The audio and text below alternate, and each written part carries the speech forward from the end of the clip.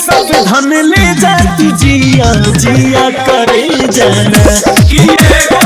चुमा पे सब धन ले जा तू जिया जिया करे जाना। डीजे अमित तिवारी अपहर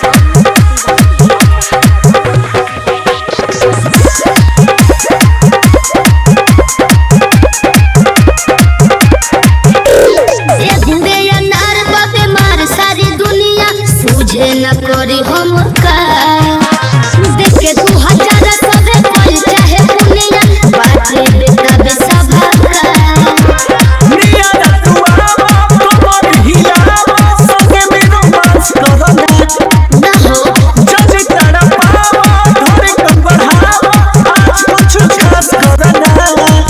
लोग कहे कि दे जाना जिया करे जाना हो जिया जिया करे जाना जिया करे जाना हो जिया जिया करे जाना कि एगो चुमा पे सब धन ले जा तू जिया जिया करे जाना कि एगो चुमा पे सब धन ले जा तू जिया जिया करे जाना। डीजे अमित तिवारी अपहर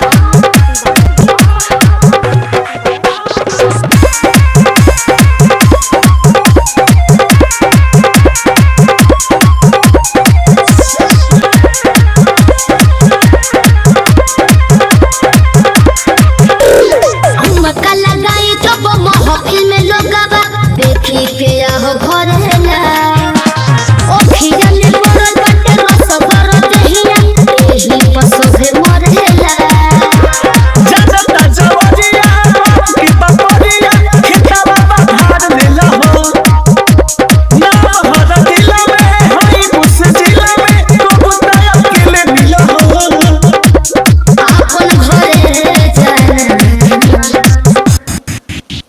जिया करे जाना हो जिया जिया करे जाना हो जिया करे जाना हो जिया जिया करे जाना कि एगो चुमा पे सब धन ले जा तू जिया जिया करे जाना कि एगो